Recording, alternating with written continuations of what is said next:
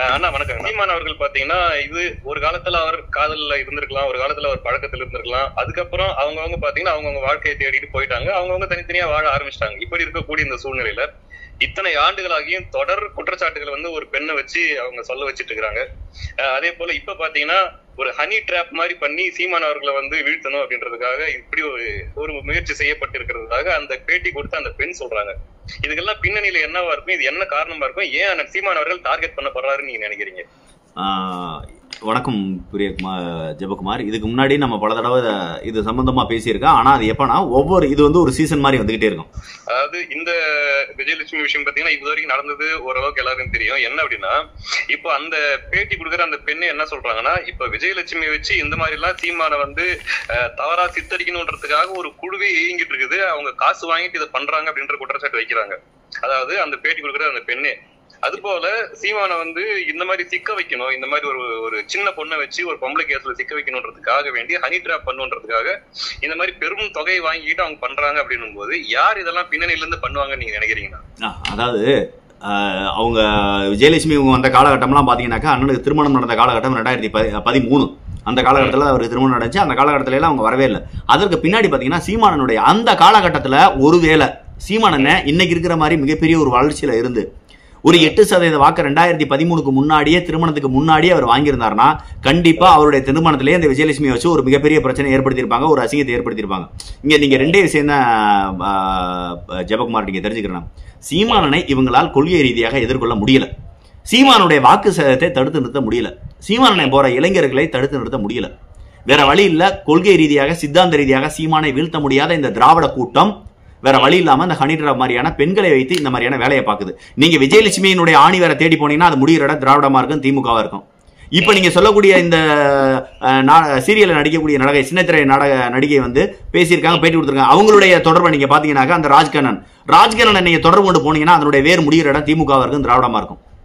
அப்ப நம்ம என்ன சொல்ல வர்றோம், சீமானை நேரடியாக வீழ்த்த முடியாத நபர்கள் சீமானை பெண்களை வைத்து வீழ்த்த நினைக்கிறார்கள். பொதுவா இப்ப சீமான் மேல ஒரு கேஸ் போறான்னு வச்சுக்கோங்க. இப்ப ஐயா பெரியாரை பத்தி பேசிட்டாரு சொல்லிட்டு கிட்டத்தட்ட 200க்கும் மேற்பட்ட வழக்குகள், ஒரே நாள்ல 70 வழக்குகள் தமிழகம் முழுக்க வெவ்வேறு பகுதிகளில் வெவ்வேறு மாதிரி ஒரே மாதிரி திட்டமிட்டு புகார் கொடுத்தாங்க. அவங்க கட்சி, அதாவது திமுக ஆளுங்கட்சியா இருக்கு, திராவிட சக்தியில் எல்லா பேரும் ஒண்ணு சேர்றாங்க, அவங்க ஒரு திட்டமிடுறாங்க, ஒரு சூழ்ச்சி வலையை பின்றாங்க. இந்தந்த வகையில நீங்க புகார் மனுக்களை கொடுங்கன்னு சொல்றாங்க, எல்லா பக்கம் புகார் மனுக்களை கொடுக்குறாங்க. திமுக அரசு அதை பதிவு செய்யுது. புரியுதுங்களா? அதாவது வழக்குகளை கொடுக்கிற இடத்துலயும் திராவிட கட்சிகள் இருக்கு, வழக்குகளை பதிவு செய்யற இடத்துல ஆளுங்கட்சியாகவும் திராவிட கட்சிகள் இருக்கு. அப்ப அவங்க எல்லாருமே கூட்டா சேர்ந்து சீமானனை வீழ்த்துவதற்காக வழக்க பதிவு செய்யறாங்க. ஆனா இந்த வழக்கின் மூலமாக சீமானுக்கு வளர்ச்சியா வீழ்ச்சியான்னு பாத்தீங்கன்னா அது வளர்ச்சி. நாம் தமிழர் கட்சிக்கு வளர்ச்சியா வீழ்ச்சியான்னு பார்த்தா அது வளர்ச்சி. ஏன்னா மக்கள் மத்தியில இது ஒரு மிகப்பெரிய பேசு பொருளாக மாறும், அனுதாபாலையாக மாறும். என்னடா சீமான் பேசிட்டாரு, மத்தவங்க பேசாத பேச்சா, ஹச்ராஜா பேசாத பேச்சா, அண்ணாமலை பேசாத பேச்சா, பொன்னார் பேசாத பேச்சா, தமிழிசை சவுந்தரராஜன் பேசாத பேச்சா, இவர்களெல்லாம் பெரியாரை பேசாத பேச்சையா சீமானும் அவனுடைய தம்பிகளும் பேசிவிட்டார்கள் என்ற கேள்வி எல்லா வெகுஜன மக்கள் மத்தியிலையும், அரசியலை உற்று நோக்கக்கூடிய பொதுமக்கள் மத்தியிலையும் அது வந்து ஒரு பேசு பொருளா மாறிடுது ஜெபகுமார். அப்ப அவங்களால என்ன பண்ண முடியல, ஒரு வழக்கு அவர் மேல தொடுத்து அவரை சிறையில் அடைச்சாலும் இந்த கட்சியினுடைய வளர்ச்சியை தடுக்க முடியாது. ஒரு வழக்கை தொடர்ந்து அவர் நீதிமன்றத்துக்கு அலைய வைக்கல நினைச்சாலும் அதையும் அவருடைய வளர்ச்சியை தடுக்க முடியாது. ஏன்னா நம்மால் என்ன பண்ணுவார்னா, ஒரு விமான நிலையத்தில் போறாரு. இப்ப உங்களுக்கு புரியுற மாதிரி சொல்லணும்னா, திருச்சியில ஒரு பிரச்சனை, திருச்சியில ஒரு நீதிமன்றம். இப்ப நீங்க பாத்தீங்கன்னாக்க மதிமுகவுக்கு நாம் தமிழர் கட்சிக்கு நடந்த ஒரு வழக்கு சம்பந்தமான வழக்குகளுக்காக திருச்சி நீதிமன்றத்துக்கு அண்ணன் அடிக்கடி போறாரு. இப்ப வந்து கொஸ்டினிங் போயிட்டு இருக்கு. போன தடவை இப்போ ஒரு 10 நாளைக்கு முன்னாடி கொஸ்டினிங் சொல்லுவாங்க, கேள்விகள், நீதிபதி கேள்வியை போற உங்க மேல என்னென்ன புகார்கள் சொல்லியிருக்காங்க, இந்த சாட்சிகள் ஏறி இருக்கு, இந்த சாட்சிகள் சம்பந்தமா நீங்க என்ன கேட்கறீங்கன்னு கேட்பாங்க. அது இவர் அதுக்கு சம்பந்தமா விளக்கம் கொடுக்கணும், அது இவர் கொஸ்டினிங் சொல்லுவாங்க. அந்த கொஸ்டினிங்காக அண்ணன் வந்து திருச்சி வந்தாரு. இப்ப என்ன செஞ்சார், நம்மால சென்னை விமான நிலையத்துல விமானம் ஏற வரும்போது ஒரு பேட்டி கொடுக்குறாரு. அதுல தமிழ்நாடு அரசை போட்டு, திமுக அரசை போட்டு, திராவிடத்தை போட்டு ஒரு கிழிச்சிடறாரு. அடுத்து வந்து அப்படியே இறங்கினீங்கன்னா திருச்சி விமான நிலையத்துக்கு வராரு. அங்க இருக்கக்கூடிய பத்திரிகையாளர்கள், அந்த பகுதியில் இருக்கக்கூடிய விமான நிலையத்தில் இருக்கக்கூடிய பத்திரிகையாளர்கள் சில கேள்விகளை கேட்கறாங்க.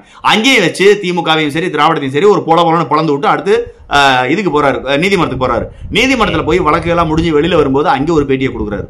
திரும்ப சென்னைக்கு வரும்போது ஒரு பேட்டியை கொடுக்குறாரு.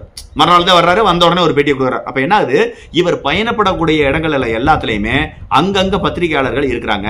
பத்திரிகையாளர்களை பார்த்து பயந்து ஓடுறதுக்கு ஐயா ரஜினிகாந்த் மாதிரியோ அல்லது அண்ணன் கமலஹாசன் மாதிரியோ அல்லது இங்க இருக்கக்கூடிய மற்ற கட்சிகள் மாதிரியோ, இன்னைக்கு இருக்கக்கூடிய ஐயா ஸ்டாலின் அவர்களும் சரி, உதயநிதி ஸ்டாலின் அவர்களும் சரி, கனிமொழியும் சரி, பத்திரிகையாளர்களை சந்திக்க மாட்டாங்க. ஒருவேளை சந்திச்சாக்க அவங்க கேட்கிற எல்லா கேள்விக்கும் பதில் சொல்ல மாட்டாங்க.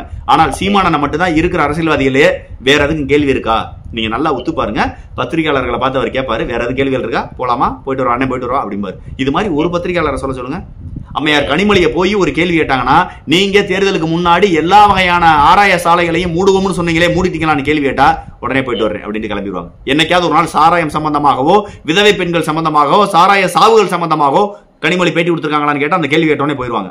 சரி, இதற்கு முன்னாடி பிஜேபியை பத்தி வாயிலேயே பேசின அண்ணன் உதயநிதி ஸ்டாலின் அவர்கள் எப்பயாவது ஒரு தடவை, இந்த தடவை இப்ப இதுக்கு பின்னாடி, அதாவது இப்ப கடைசியாக திமுகவும் பிஜேபியும் ஒரு அண்டர்ஸ்டாண்டிங் வந்தாங்க, அதற்கு பிறகு எப்பயாவது ஒரு தடவை ஒரு விஷயத்தை பத்தி, பிஜேபியை பத்தி ஏதாவது ஒரு பேட்டி கொடுக்குறாரா? அமித்ஷாவை சந்திச்சு வந்ததுக்கு அப்புறம் உதயநிதி ஸ்டாலினோ இதுவரைக்கும் பிஜேபி பத்தி ஒரு பேட்டி கொடுக்குறான்னு கொடுக்க மாட்டாங்க. நீட் தேர்வை பத்தி கேள்வி எழுங்க, பேட்டி கொடுக்க மாட்டாங்க. ஆனா சீமானனை மட்டும்தான் வேற எதுவும் கேள்வி இருக்கான்னு சொல்லிட்டு ஒரு பத்திரிகையாளரை பார்த்து கேட்டு எல்லாத்தையும் அதாவது சாட்டிஸ்ஃபைடா திருப்தியா கேள்வி கேட்டு முடிச்சிட்டீங்களா, உங்களுக்கு வேற எதுவும் கேள்வி இருக்கா, தமிழ்நாட்டில் வேற எதுவும் பிரச்சனைகள் சம்பந்தமா கேள்வி கேட்க வேண்டியது இருக்கான்னு கேட்டு முடிச்சுட்டு ஒரு கன்க்ளூஷன், ஒரு இறுதி உரையோட முடிச்சுட்டு போற ஒரு பத்திரிகையாளர்னா, ஒரு அரசியல்வாதினா அது சீமானன் மட்டும்தான். அப்ப நான் என்ன சொல்ல வர்றேன், இந்த மாதிரியான ஒரு அரசியல்வாதியை வீழ்த்துவதற்கு ஒரு வழக்கோ அல்லது ஒரு வழக்கு சார்ந்த ஒரு சிறைச்சாலையோ, அது நீதிமன்ற காவலோ அல்லது போலீஸ் கஸ்டடியோ, இதனால இவர்களை வளர்ச்சியை தடுக்க முடியாது. சீமானுடைய வளர்ச்சியோ நாம் தமிழருடைய வளர்ச்சியோ தடுக்க முடியாது. நான் திரும்பவும் சொல்றேன், எனக்கு சீமானுக்கு பல மனசாவங்கள் இருந்தாலும் இவைகளெல்லாம் உண்மை. நான் கட்சிக்கு உள்ள இருந்து பேசல, கட்சியை விட்டு மனசாவத்துல ஒதுங்கி நின்று பேசுறேன். இப்பவும் நான் பேசுறது சீமான பேசுறேன் உண்மை. நான் ஒருவேளை நாம் தமிழ் கட்சியை விட்டு வெளியில போனாலும் இந்த உண்மையில பேசுவேன். போகக்கூடிய சூழ்நிலை வருமா வராது என்ன தெரியாது, இயற்கைக்கு பிரபஞ்சம் தெரியும். ஒருவேளை போகக்கூடிய சூழ்நிலை வந்தாலும் இதைத்தான் நான் பேசுவேன். ஒருவேளை நான் சீமானை பேச வேண்டிய இடத்துக்கு, சீமானனை பேச வேண்டிய இடத்துக்கு, விமர்சிக்க வேண்டிய இடத்துக்கு போனாலும் கூட இந்த மாதிரியான விஜயலட்சுமி போன்ற விடயங்கள்ல நான் இந்த விமர்சனத்தை தான் வைப்பேன். நான் கட்சிக்குள்ள இருந்து விமர்சிச்சாலும் இதை தான் வைப்பேன். அவர் மேல தப்புனா ஒரே தடையோட விஜயலட்சுமி அவர்கள் அவருக்கு தண்டனை வாங்கி கொடுத்துருக்கணும். ஒண்ணு என்னோட சேர்ந்து வாழு, இல்ல சிறைக்கு போ அப்படின்றதுல ஒரே இடத்துல நின்றுக்கணும். பலமுறை வருவாங்க, பலமுறை பேசாம போவாங்கன்னா இது திராவிடத்தினுடைய சூழ்ச்சி.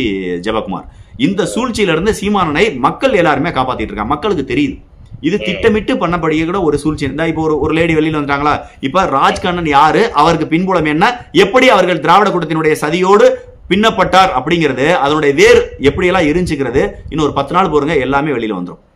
10 நாள்ல எல்லா வகையான விடயத்தையும், ராஜ்கிரனுக்கு திமுகவுக்கு என்ன தொடர்பு, ராஜ்கிரனுக்கு உதயநிதிக்கு என்ன தொடர்பு, ராஜ்கிரனுக்கு சுபவிக்கு என்ன தொடர்பு, ராஜ்கிரனுக்கு திராவிட கட்சிகளுக்கும் என்ன தொடர்பு, மைனருக்கு என்ன தொடர்பு, இப்படி எல்லாமே வெளியில வந்துடும். செந்தில்வேலுக்கு என்ன தொடர்பு, எல்லாம் வந்துடும். ஏன்னா இவர்கள் எல்லாருமே ஒரே திட்டமிட்டு பண்றாங்க. இங்க பாருங்க, திமுகன்றது சீமானனுக்காக உட்கார்ந்து ஒரு குழுவை உருவாக்கி அவங்கள்ட்ட அஜெண்டான்னு கொடுத்துருது. அந்த குழு தான் செந்தில்வேல் மாதிரியான ஆட்கள் எல்லாருமே திட்டமிட்டு சீமானனை எப்படியெல்லாம் வீழ்த்தலாம் அப்படிங்கிற இந்த காலகட்டத்தில் தான் சீமானனும் சரி அவர்களை சுற்றி இருக்கக்கூடியவர்கள் ரொம்ப கவனமா இருக்கணும். ஏன்னா பொதுவாகவே சீமானன் என்ன நினைப்பாங்க, நம்ம அவருடைய அலைபேசிக்கு யார் வாட்ஸ்அப்ல அனுப்பினாலும் பதில் அனுப்பக்கூடிய நபர் அண்ணன். அப்ப அந்த மாதிரி பதில் அனுப்பும் போது அண்ணன்ட்ட இருக்கக்கூடிய மிகப்பெரிய மைனஸ், எல்லா பேருக்கும் குரல் பதிவு அனுப்புவாரு. அந்த குரல் பதிவு என்னைய திட்டும் போது கூட, என்னை திட்டி அனுப்பும் போது கூட என்ன குரல் பதிவு தான் போட்டாரு. நான் தான் பேசினேன், அந்த ஆடியோல பேசினா நான் அப்படித்தான் பேசுவேன். கட்சி என் கட்சி, இருக்க விருப்பம்னா இரு, இல்லைன்னா போ அப்படின்னு எனக்கு குரல் பதிவு தான் போட்டாரு. நான் நினைச்சிருந்தா அந்த குரல் பதிவு வெளியில விட்டு மற்றவங்கள மாதிரி ஒரு அரசியல் பண்ணியிருக்க முடியும். ஆனா நான் செய்யல. சீமானனே என்னை வீடியோல பேசும்போது இவன் வந்து ஹீரோசம் காட்டுறான், இவன் இந்த ஒரு விளம்பரப்படுத்துறான். விளம்பரம்னா ஒண்ணும் கிடையாது, கட்சி வேலை பாக்குறான். கட்சி வேலை பாக்குறது 10 பேருக்கு தெரியணும். அந்த தெரியும்னு சொல்றது நாம வளரணுங்கிறத விளம்பரப்படுத்துறக்கா இல்ல, நம்மள வேலை பாக்குறத பார்த்து இன்னொரு 10 பேர் வேலை பார்ப்பேன். அவ்வளவுதானே. சீமானனை பேசுற பேச்சுக்கள் பூராமே காணொலியை வெளியில போகலாட்டி எப்படி சீமானனை வெளியில தெரியும் மக்களுக்கு? அப்ப சீமானனை செய்யறது விளம்பரம்னு சொல்லுவீங்களா? கிடையாது. ஒரே ஒரு கூட்டத்தில், ஒரு பொதுக்கூட்டத்தில் சீமானனை பேசுறாரு. இந்த பொதுக்கூட்டத்தில் 5000 பேர், 10,000 பேர், 50,000 பேர், 1,00,000 பேரை கேட்பாங்க. அதை காணொலியை கேட்கும் போது கோடிக்கணக்கான மக்கள் அதை போய் சென்றடையும். அவ்வளவுதான். இதுல விளம்பரம் ஒண்ணும் இல்ல. சீமானனை என்னை திட்டினாலும் அதான் பதில், சீமானனை மத்தவங்களை திட்டினாலும் அதான் பதில். அப்ப நான் சொல்ல வர்றது, சீமானன் இனிமேல் தான் கவனமாக இருக்க வேண்டும். யாராவது பெண்கள் வர்றாங்க, உதவி கேட்கறாங்க அப்படிங்கிறதுக்காக அவங்களோட ஒரு வீடியோ கால்ல அவங்க சொல்ற குறைகளை கேட்கறதோ, அல்லது வீடியோ கால் மூலமா தொடர்பு கொள்றதோ, வீடியோ கால் மூலமா பதில் அளிக்கிறதோ, அல்லது ஒரு குரல் பதிவு அனுப்புறதோ. அப்படி குரல் பதிவு அனுப்பினா கூட ஒன்ஸ்ன்னு சொல்லிட்டு ஒரு ஆப்ஷன் இருக்கு, அதன் மூலமா அனுப்புனா அண்ணனுக்கு ஒரு பாதுகாப்பு. ஏன்னா இன்னைக்கு வாட்ஸ்அப் காலை ரெக்கார்ட் பண்ண முடியாதுன்னு சொல்லுவாங்க. ஒரு மொபைல வாட்ஸ்அப் கால் பேசிக்கிட்டு அதை லவுட் ஸ்பீக்கர் போட்டு இன்னொரு மொபைல ரெக்கார்ட் பண்ண முடியாதா? என்ன பண்ண முடியும் தானே. இன்னைக்கும் வாட்ஸ்அப் காலை ரெக்கார்ட் பண்றதுக்கு நிறைய ஆப் வந்துருச்சு. அப்படியே ஆப் இல்லாட்டி எளிமையான வழி, வாட்ஸ்அப் காலை பேசிக்கிட்டு லவுட் ஸ்பீக்கர் போட்டு, லவுட் ஸ்பீக்கரை பூராத்தி இன்னொரு மொபைல ரெக்கார்ட் பண்ணா ரெக்கார்ட் ஆக போகுது. அப்படிதான் இன்னைக்கு பல பேர் ரெக்கார்ட் பண்ணி வெளியில வர்றான். அதனால இங்க நம்பகத்தன்மைன்னு ஒண்ணு கிடையாது. முடிஞ்ச அளவு ஏதாவது ஒரு பிரச்சனை நேரடியா அண்ணன் வர சொல்லி அதுக்கான தீர்வை ஏற்படுத்திட்டோம். அப்படி இல்லாட்டி அலைபேசி வாயிலா பேசையில ரொம்ப கவனமா பேசட்டும். வீடியோ கால் பேசியே வேண்டாம். அதே நேரத்துல ஒரு குரல் பதிவு போடுறாருன்னா அந்த குரல் பதிவை ஒன்ஸ்ன்னு சொல்லுவாங்க. ஒரு தடவை கேட்டவொடனே ஆட்டோமேட்டிக்கா அதை அழிஞ்சிடும். அந்த மாதிரி போட்டால் அண்ணனுக்கு ஒரு பாதுகாப்பு. ஏன்னா அண்ணன் கோவத்துல ஏதாவது பேசிடுவாரு, ஏதாவது பண்ணிடுவாரு. அதை பொதுவாக தமிழ்நாட்டுல பெண்களுடைய சென்டிமெண்ட்ங்கிறது ரொம்ப அதிகமா பார்ப்பாங்க மக்கள். ஒரு பெண்கள் ஆபாசமா பேசிட்டாலோ ஆபாசமா திட்டாலோ அல்லது பெண்கள் விடயத்துல ஒருத்தர் வந்து தவறான வகையில குற்றம் சாட்டப்பட்டாலோ அந்த குற்றம் நிரூபிக்கப்படும் வரை அவர் குற்றவாளியாக இருப்பார். உண்மையிலே அவர் மேல தப்பு இல்லாட்டி கூட இந்த மக்களுடைய பார்வை என்பது ஒரு மற்ற வழக்குகளை தாண்டி பெண்கள் வழக்குகளில ஒரு முக்கியத்துவம் கொடுத்து பார்ப்பாங்க. அது தமிழனுடைய கலாச்சாரத்தோட ஒருங்கிணைந்தது. ஒரு எமோஷன், ஒரு சென்டிமெண்ட் தமிழ்நாட்டு மக்களுக்கு இருக்கு. கண்டிப்பா கண்டிப்பா கண்டிப்பா கண்டிப்பா. அதான் இப்ப என்னன்னா நீங்க சுவைன்னு சொல்லும் போது ஞாபகம் வருது. சுவையே ஒரு தடவை என்ன சொல்லியிருந்தாரு அப்படின்னா, இந்த பெரியார் விஷயத்துல எல்லாம் அவர் கைது பண்ணக்கூடாது, இந்த விஜயலட்சுமி விஷயத்துலதான் கைது பண்ணி வழக்கு போட்டு உள்ள தள்ளணும் அப்படின்ட்டு அவரு பேட்டியில வெளிப்படையாக சொல்லியிருக்காப்ல. அப்படி இருக்கும்போது அதாவது ஆல்ரெடி இருக்கிற ஒரு பஞ்சாயத்தை விட்டுட்டு புதுசா ஒண்ணு கிரியேட் பண்ணி அதை சீமான் மேல திணிச்சு மைனர் பிள்ளைங்க, மைனர் பொண்ணுங்க, மைனர் பொண்ணுகளை வந்து அப்படி பண்ணணும் அப்படின்ட்டு திட்டமிட்டு பாத்தீங்கன்னா, அப்போ சாதாரண அதுக்கு புரோக்கரா இருக்கக்கூடிய நபருக்கே அவங்க 80 லட்சம் ரூபாய் கொடுத்துருக்காங்க, செலவு பண்றாங்க அப்படின்னா அதுக்கு மேல இருக்கிற ஆளுங்க, அதுக்கு மேல இருக்கிறாங்க, அதுக்கு மூலமா இருந்து இயக்குற ஆளுங்க, இவங்க இவ்வளவு செலவு பண்ணி பண்றாங்க அப்படின்னா வெறும் சீமான் அப்படிங்கிற ஒரு நபரை இமேஜை காலி பண்ணுன்றது மட்டும் அவங்க நோக்கமா இருக்க முடியும்? இல்ல ஜெபகுமார், நீங்க ஒண்ணு தெரிஞ்சுக்கங்க. இதுல நீங்க நல்லா பாத்தீங்கன்னா உங்களுக்கு தெரியும், இது ஒரு திட்டமிட்டு பண்றாங்கன்றத விட அதுல ஒரு ஒரு காலம் முழுக்க ஒரு அவச்சொல்லை ஏற்படுத்த முடியும். யாரு மேலேனா வெறுமன சீமான மேல இல்ல, தமிழ் தேசியம் பேசக்கூடிய எல்லா நபர்கள் மேலையும். இன்னைக்கு தமிழ் தேசியம்னா தமிழ் தேசியத்தினுடைய ஒரு தலைவனாக இருக்கக்கூடிய நபர் வாக்கு அரசியல், காரணம் வாக்கு அரசியல் இருக்கிறதுனால தமிழ் தேசியத்திற்காக நிறைய பேர் ஆய்வு கட்டுரைகள், இப்ப மன்னன் இருக்காரு, பாரிசாலன் இருக்காரு, இந்த மாதிரி பல நபர்கள் வந்து ஆய்வு கட்டுரைகள் நிறைய எழுதுறாங்க, ஆய்வுகள் நிறைய பண்றாங்க, அது சம்பந்தமா வெளிநாடுகளுக்கு போறாங்க. ஐயா பேமணியரசன் மாதிரியான ஆட்கள் தொடர்ச்சியாக ஆவணங்களை தயாரிச்சுட்டே இருக்காங்க, ஆவணப்படுத்துறாங்க. அந்த மாதிரி ஆட்களை விட வாக்கு அரசியல யார் இருக்கா? இப்ப நீங்க இவர்கள் இப்ப மன்னன் உழைக்கிறது பூராமே என்னன்னா ஒரு தமிழ் தேசியத்திற்கான உழைப்பு, பாரிசாலன் உழைக்கிறது தமிழ் தேசியத்திற்கான உழைப்பு, ஐயா பே மணியரசன் தமிழ் தேசியத்திற்கான உழைப்பு. இது மாதிரியான உழைப்புகளை பூரா யார் அறுவடை செய்ய முடியும்னா, யார் தேர்தலில் போட்டியிடுறாங்களோ, யார் வாக்கு அரசியல்ல இருக்கிறாங்களோ அவர்கள் தான் அறுவடை செய்ய முடியும். ஏன்னா தமிழ் தேசியவாதிகள் தங்களுக்கு இழைக்கப்படக்கூடிய கொடுமை, தன் மொழி, தன் பண்பாடு, கலாச்சாரம், தன்னுடைய மண், தன்னுடைய நாடு, இதுகளுக்கு எதிராக இருக்கக்கூடிய நபர்கள் யாரு? திராவிடம். அப்ப திராவிடத்தை ஒழிக்கணும்னா எப்படி ஒழிக்க முடியும்? திராவிடர்களை ஆட்சியிலிருந்து அகற்ற வேண்டும். அப்படின்னா அங்க என்ன செய்யணும்? இங்க ஒரு தமிழரை உட்காரணும். அந்த தமிழரை உட்கார்றதுக்கான வாக்கு அரசியல் இருக்க நபர் யாரு? சீமானும் நாம் தமிழர் கட்சிகளும். அப்ப என்ன செய்வாங்கன்னா, சீமானை வீழ்த்தி விட்டால் ஒட்டுமொத்த தமிழ் தேசியத்தினுடைய சக்கரமும் நின்றும். அவ்வளவுதான். உங்களுக்கு புரியுற மாதிரி சொல்லணும்னா, இங்க இருக்கக்கூடிய அந்த தமிழ் தேசியன்ற ஒரு மிகப்பெரிய ஒரு தேரை ஓட்டி செல்லக்கூடிய தேரோட்டியா இருக்கிறது அண்ணன் சீமான். அப்ப தேரோட்டியோட தலையை வெட்டிட்டாக்க அந்த தேர் நின்றும். இவ்வளவுதானே ஒண்ணு வழி மாறி போயிடும், இல்லாட்டி நின்று. இவ்வளவுதானே. அப்ப நான் என்ன சொல்றேன், அந்த சக்கரத்தை அவங்க உடைக்க, அந்த அச்ச முறிக்க நினைக்கிறாங்க. அதனுடைய விளைவாகத்தான் சீமான இதுவனை பாக்குறாங்க. அதோட சேர்த்து ஒரு நீங்காத பழியை சுமத்த நினைக்கிறாங்க. இங்க பாருங்க, ஒரு மைனர் பொண்ணை வீடியோ கால பேச வச்சோ, இல்ல ஒரு மைனர் பொண்ணோட சீமான பழக வச்சோ, ஏதாவது ஒண்ணு பண்ணி ஒரு தவறுதலாக ஒரு காணொலியை உருவாக்கி அந்த மைனர் பொண்ணை வச்சு ஒரு புகார் கொடுக்க வச்சு அதன் மூலமா ஒரு வழக்க பதிவு செஞ்சிட்டால், ஏனால் புகார் கொடுக்கிற இடத்துல ஒரு பெண்ணை திட்டமிட்டே உருவாக்கிறாங்க. உருவாக்குனதுக்கு அப்புறம் அதன் மூலமா வழக்கு பதிவு செய்ய போறது யாரு? இந்த திராவிட கட்சியினுடைய தலைமையா இருக்கக்கூடிய திமுக அரசு. இந்த திமுக அரசு ஒரு வழக்க பதிவு செஞ்சு போக்சோ மூலமா வழக்க பதிவு செஞ்சுட்டா காலம் முழுக்க சீமானனுக்கு அந்த போக்சோ வழக்குங்கிறது மிகப்பெரிய அவமானத்தை கொடுக்கும். அது நிரூபிக்கப்படுதோ நிரூபிக்கப்படலையோ, விடுதலை ஆகிறாரோ, சிறை தண்டனை அணிவிக்கிறாரோ, ஓராண்டு கழிச்சு ஜாமீன் வாங்குறாரோ, அதெல்லாம் தாண்டி காலம் முழுக்க அவர் ஒரு பாலியல் குற்றவாளி, அவர் ஒரு போக்சோ குற்றவாளி. இந்த அவச்சொல்ல இந்த பழிய சீமானன் மேல சுமத்தணும். இதுக்கு தான் அவங்க திட்டமிடுறாங்க. ஏதோ ஒரு நல்ல நேரம், ஏதோ ஒரு மாவீரனுடைய ஆசீர்வாதம், இந்த மாதிரியான திட்டங்கள் ஆரம்பத்திலேயே முறியடிக்கப்பட்டிருது. இப்ப இதெல்லாம் ஒரு நம்மளுக்கான ஒரு மிகப்பெரிய பாதுகாப்பாயிருதுல. இந்த நடிகையோட இப்ப வந்திருக்கக்கூடிய நடிகையோட வீடியோ, ரிகானான்றவங்களோட வீடியோங்கிறது நம்மளுக்கு மிகப்பெரிய பக்கபலமா இருக்கும். காலம் பூரா இதே மாதிரி இன்னொரு ஹனி டிராப் நடத்தினாலும் கூட அந்த ஹனி டிராப்ல ஒரு கெட்ட பேர் வந்தாலும் கூட இல்ல இது ஹனி டிராப் தான், இப்படி திட்டமிட்டு தான் சீமானா பழிவாங்க பாக்குறாங்க. இந்த பாருங்க, இதுக்கு முன்னாடி நடந்த ஒரு தீவிரமான ஒரு நடவடிக்கை முறியடிக்கப்பட்டிருக்கு. அதே மாதிரி இதுல ஒரு சின்ன அவப்பேரை ஏற்படுத்திட்டாங்க. நம்ம நம்மளை செக்யூர் பண்ணிக்கிற முடியும், சீமானை செக்யூர் பண்ண முடியும், நாம் தமிழர் கட்சியும் தமிழ் தேசியத்தையும் ஒரு களங்கத்திலிருந்து காப்பாற்றிக்கிற முடியும். சரிங்களா? இது ஒண்ணு. இன்னொன்னு இப்போ சீமான் அவர்களுடைய ஆடியோ அதெல்லாம் நிறைய ரிலீஸ் ஆகுது. எல்லாமே பாத்தீங்கன்னா யாருன்னா அவருக்கு நெருக்கமா இருக்கக்கூடியவர்களுடைய அலைபேசியில இருந்து இந்த மாதிரிதான் ரிலீஸ் ஆகுது.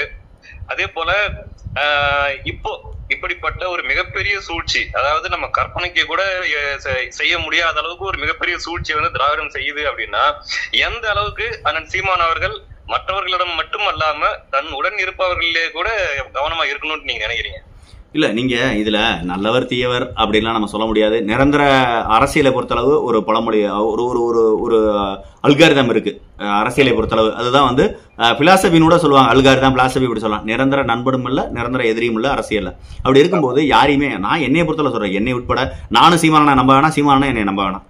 எங்களை மரியாதை எல்லா பேரையும். இங்க ஒரு கருத்தியல் இருக்கு, அந்த கருத்தியலை நம்புவோம், அந்த கருத்தியலுக்காக உழைப்போம். சீமானனு எனக்காக உழைக்க வேண்டாம், நானும் சீமானனுக்காக உழைக்க வேண்டாம். நாம் தமிழ் கட்சியில் இருக்க யாரும் சீமானனுக்காக உழைக்க வேண்டாம். தமிழ் தேசியம் என்ற ஒரு கருத்தியலுக்காக, இந்த கருத்தியல், இந்த ஐடியாலஜி இருக்கு பாத்தீங்களா, இந்த கருத்தியல், இந்த ஐடியாலஜிக்காக நம்ம உழைச்சோம்னாலே அது சரியா இருக்கும்.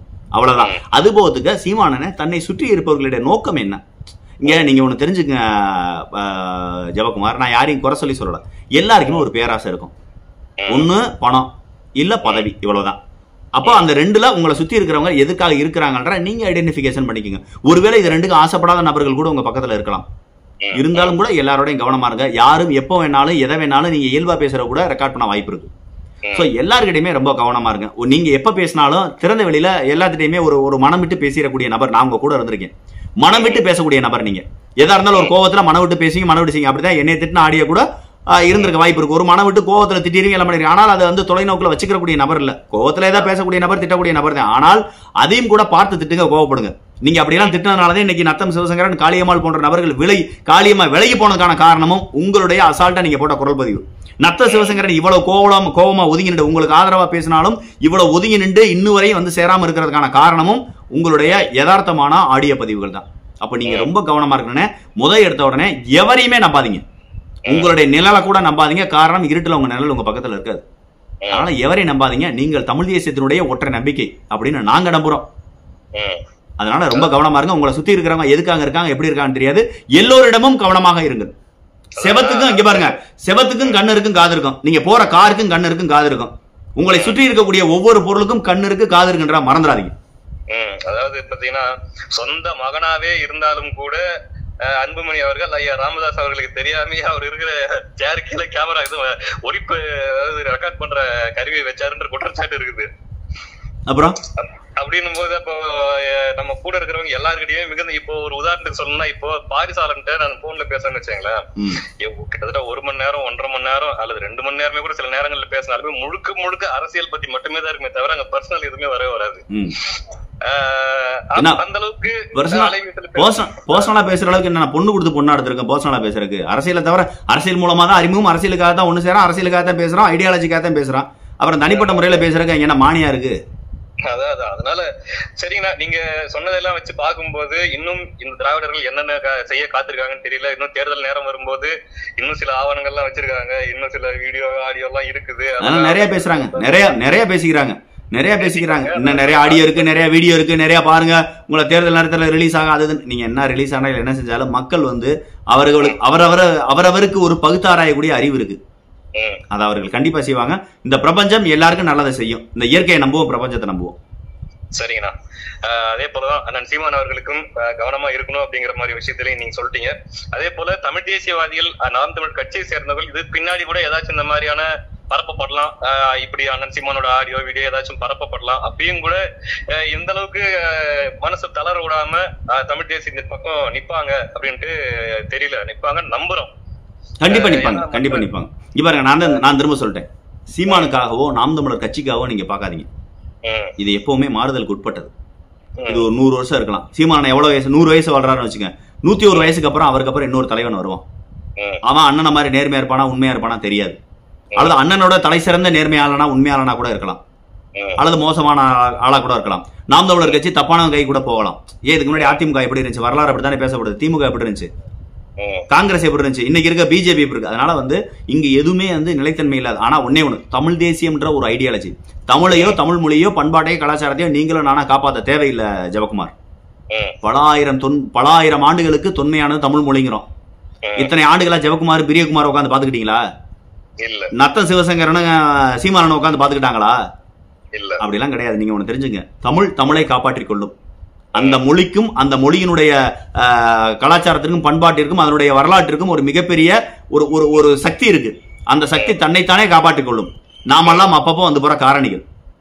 உங்களுக்கு புரியுற மாதிரி சொல்லணும்னா, நெருப்பை நாம உருவாக்கல, நெருப்பை நாம் முழுவதுமா உருவாக்கல, நெருப்பை நாம் முழுவதுமா அழிக்கல. தேவைன்னா கொஞ்ச நேரத்துக்கு நம்ம நெருப்புக்கு பயன்படுவோம், அவ்வளவுதான். நெருப்பு போன்றது தமிழ் மொழி. தமிழ் மொழியை வளர்ப்பதற்கோ தமிழ் மொழியை காப்பாற்றுவதற்கோ நீங்களும் நானும் ஒரு இது இல்ல, ஒரு சின்ன கருவி, ஒரு சின்ன கருவி. இந்த காலகட்டத்தில் நாம ஒரு சின்ன கருவி. அது தேவையான போது தேவையான ஆட்களை உருவாக்கி கொள்ளும். தமிழ் மொழியோ பண்பாடோ கலாச்சாரமோ அதனுடைய மண்ணோ அதற்கு தேவையான போது அதை தற்காத்துக் கொள்ள ஒரு சில தலைவர்களை உருவாக்கி கொண்டே வரும். அதில் ஒருவர்கள் தான் நாம. ஆனால் ஒன்னே ஒண்ணு, நாம வாழ வேண்டிய காலகட்டத்தில் நம்முடைய பிள்ளைகள், அடுத்த பிள்ளைகள், தலைமுறைகள் கஷ்டப்படாத அளவுக்கு சில ஏற்பாடுகளை பண்ணி வைக்கணும். குறிப்பா சொல்லணும்னா நம்ம மொழி நம்ம மண்ணை ஆளணும். நம்ம மொழியில நாம ஆரம்ப கல்வி முதல் ஆராய்ச்சி கல்வியை படிக்கணும். இப்படி படிக்கும் போது மொழிச்செழுமை இன்னும் அதிகமாகும். அவ்வளவுதான். அது மாதிரியான வேலைகளை நம்ம செய்வோம். சரிங்கண்ணா, நன்றி. அதாவது நிச்சயமா இந்த மாதிரியான ஒரு எதிர்காலத்துல ஒரு குற்றச்சாட்டுகள் வந்தாலுமே அவங்க அதை செய்யறது எல்லாமே வெறுமனே அண்ணன் சீமான் அவர்களை அழிப்பதற்காக அல்ல, தமிழ் தேசியம் என்கிற கருத்தியலை அழிப்பதற்கான திராவிடர்களின் முயற்சி அப்படிங்கறத மக்கள் புரிஞ்சுப்பாங்க நம்ம நம்புறோம். இவ்வளவு நேரத்தை ஒதுக்கி இந்த காணொலியை நீங்க பகிர்ந்து கொண்டதற்காக நன்றிங்கண்ணா. நன்றி. வணக்கம் பிரியகுமார். எல்லாருக்கும் நன்றி.